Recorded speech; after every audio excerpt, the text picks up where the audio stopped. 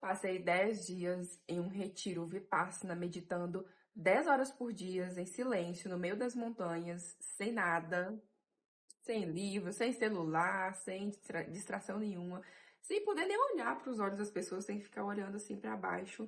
E foi uma experiência extremamente profunda, difícil, mas foi transformadora.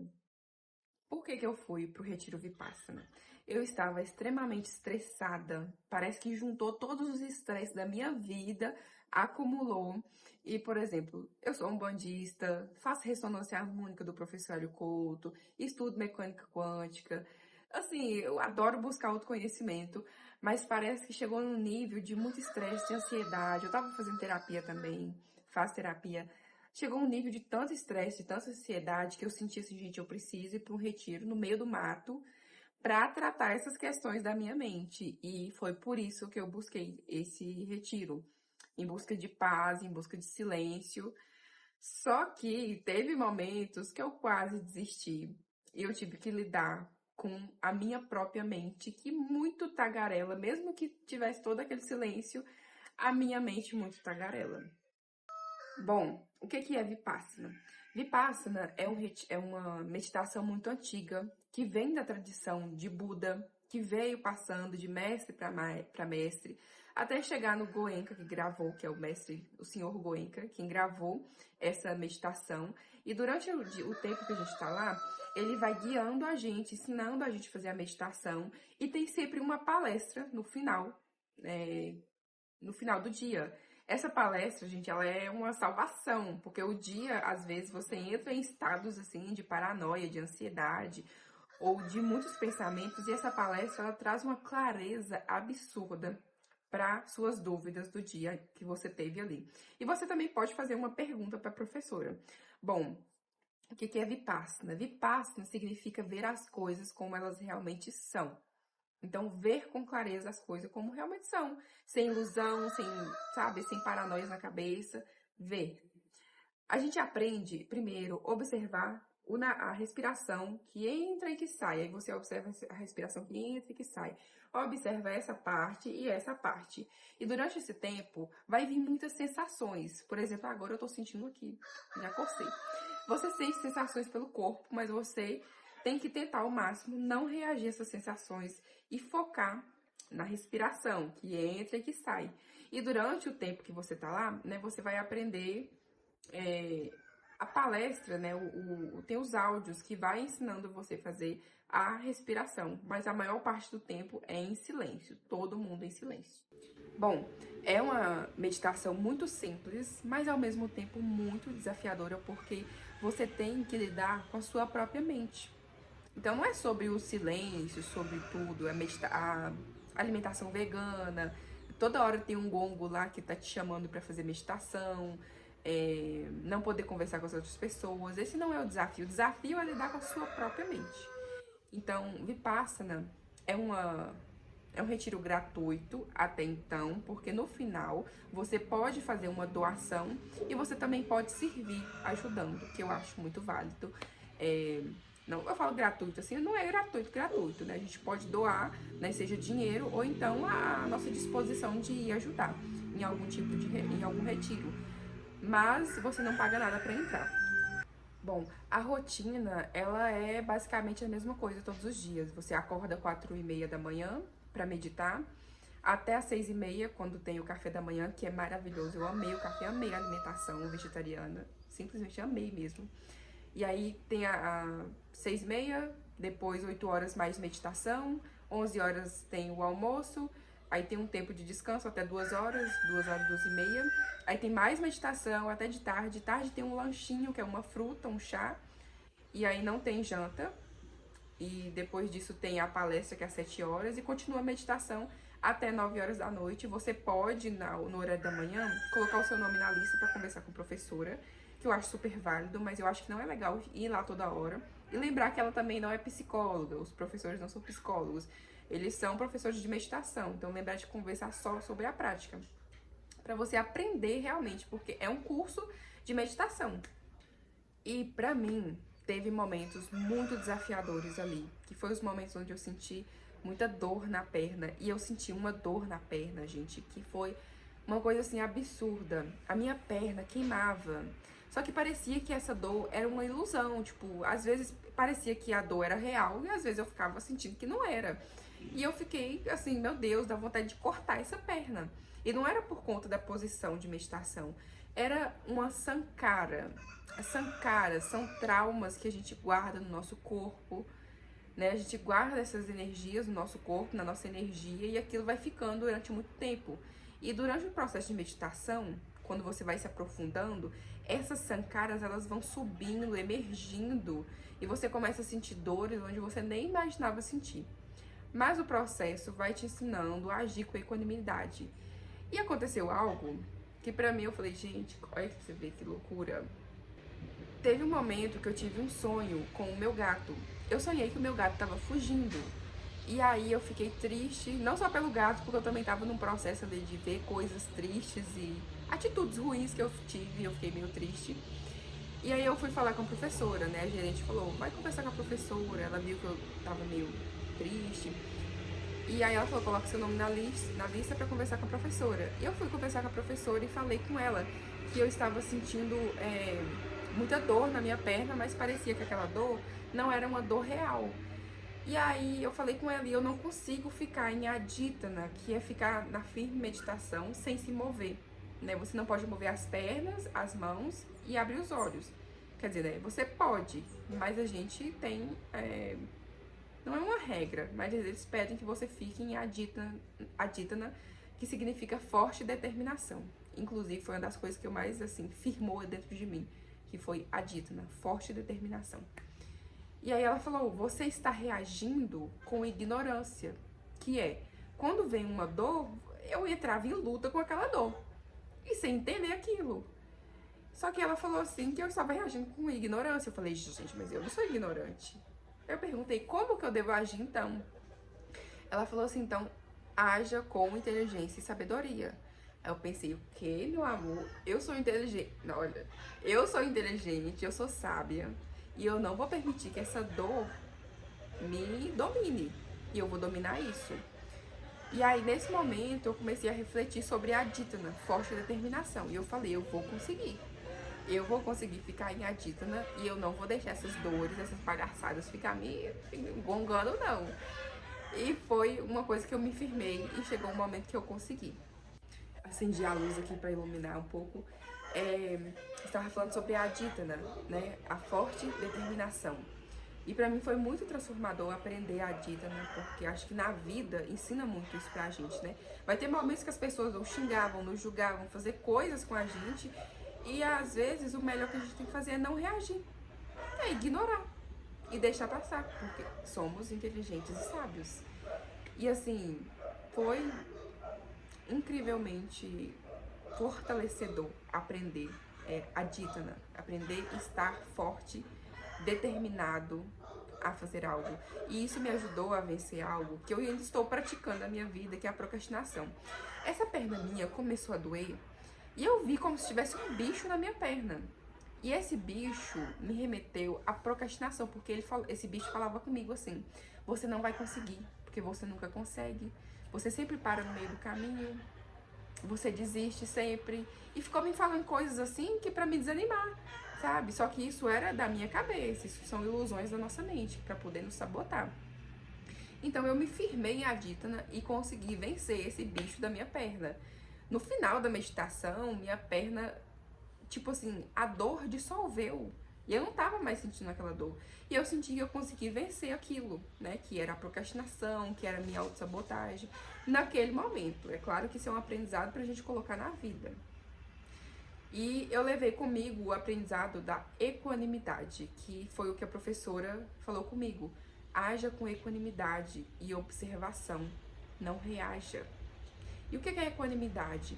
Equanimidade é você realmente não reagir a nada. Vem um sentimento bom, muito feliz, não reaja. Vem um sentimento de tristeza, de ruindade, de maldade, não reaja. Permaneça em observação, porque vai passar. E aí vem anicca, que significa impermanência. Tudo passa, tudo está em constante transformação. E quando a gente reage àquilo, a gente vira um baraço gigante. Mas quando você não reage, você observa a impermanência. Você observa que a dor passa, a alegria passa, tudo passa, né? O dia, a noite, tudo passa. Então, a equanimidade é isso, entender, observar sem reagir e entender esse conceito de anicca, a impermanência. Tudo vai passar se a gente se mantiver calmo, em observação e em consciência. Então, para mim foi grandioso aprender isso. Eu tive um sonho que o meu gato tava fugindo e eu achei que, tipo assim, eu fiquei pensando, poxa, velho, meu gato tá fugindo, eu não tô em casa, eu tô sem celular pra saber, pra mandar mensagem, pra saber como que ele tá. E quando eu conversei com a professora, ela disse que era a minha mente querendo fugir do retiro. E aí eu falei, cara, eu não quero desistir do retiro. E ela falou pra mim praticar o auto-amor e autocompaixão, entender que ali era o lugar do meu merecimento, onde eu estava buscando a minha melhora, e que eu tinha o merecimento de estar ali. E pra mim, deixar o mundo lá fora, entender, acreditar que meu gato estava seguro, e que entender que isso era a minha mente. Quando eu tive essa percepção, né, desse sonho que veio, que o meu gato estava fugindo, mas não era o meu gato, era a minha mente, eu percebi que diversas coisas, e eu tive muitos sonhos malucos nesses dias, pesadelos, sonhos bons, sonhos ruins, e eu entendi que tudo aquilo estava vindo para perturbar a minha mente, para me tirar do meu foco, para me tirar da minha concentração. E ali eu consegui perceber ao longo da vida e ao longo do meu dia a dia, de tudo que eu faço, o quanto vem situações para poder me tirar do meu fogo, para me tirar da minha concentração, até coisas que eu mesmo vou me colocando ali para me tirar do que eu tenho que fazer. E ali eu fui aprendendo sobre a Aditana, anicca e equanimidade, que foram conceitos assim que eu achei maravilhosos, que eu estou mantendo uma constância para colocar em prática isso na minha vida. Então, eu percebi que grande parte do sofrimento que eu estava tendo vinha pelo fato de eu reagir à dor, eu reagir ao sofrimento, eu reagir às coisas ruins. E que quando eu não reajo a isso, tudo flui de maneira maravilhosamente bem.